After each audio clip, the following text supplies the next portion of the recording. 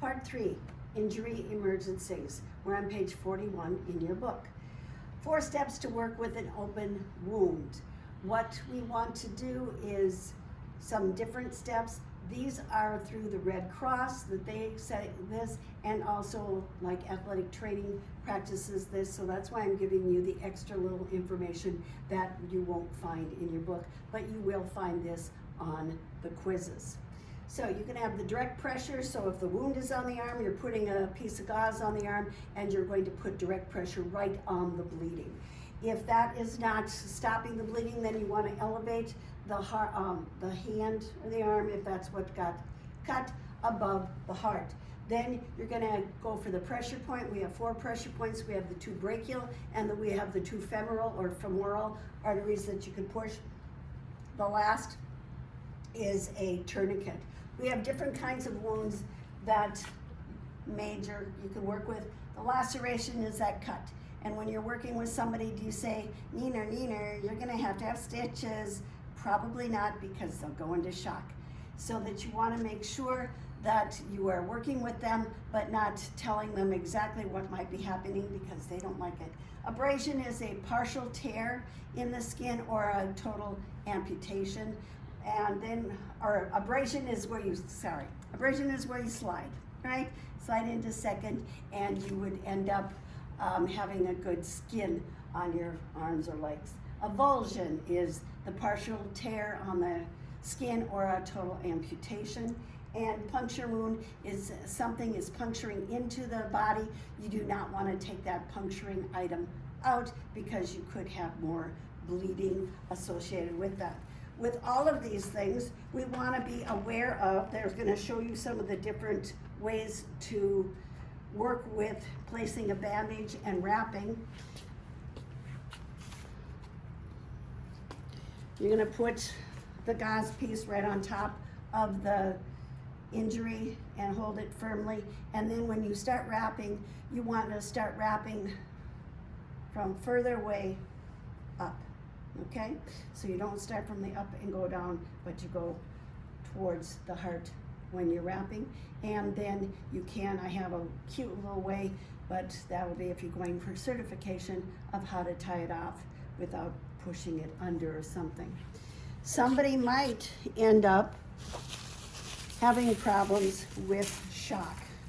Let me find it in my book.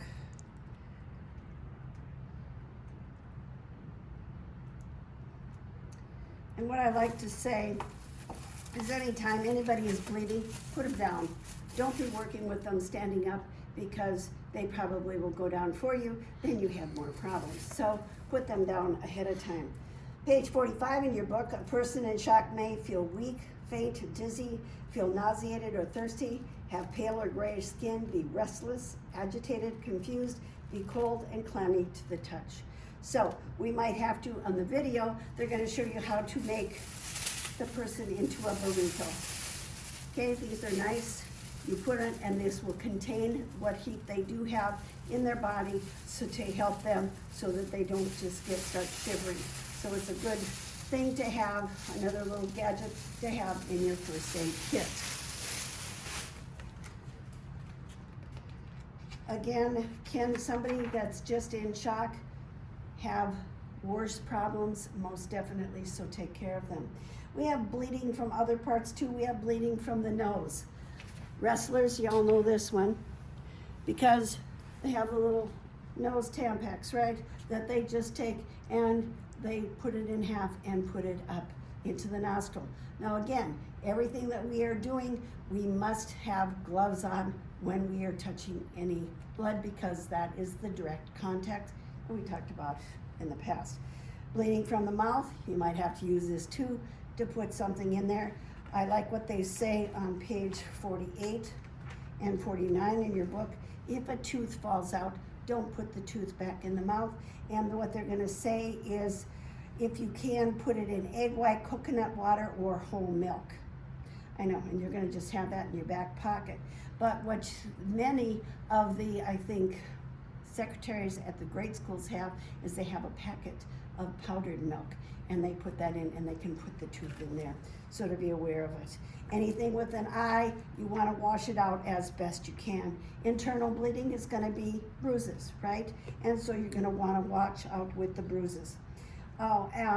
Amputations on page 52. They're going to talk about that more in the video. And with an amputation, everybody thinks you got to put it on ice. You don't want to put it on ice because ice is actually going to freeze that body part. You want to, if you can, clean it, wrap it, and then have it in ice and water to keep it cold, but not freeze it type thing. Head, neck, or spine injuries, we talk about that a little bit. Again, I already talked a little bit about it. If you're going to be moving them, you want to make sure that you use the clothes drag, not like the foot drag, to pull them out. And you want to keep their heads stable. Concussions, we've heard a lot about concussions and concussion protocol. You will hear much more about that in athletic training, but you want to know what are some of the signs and symptoms. That would be on page 54 in your book. So you want to be very cautious with people that have concussions. The last page here. And then we are going to be on broken bones, and I will cut this injury emergencies into 2 sections.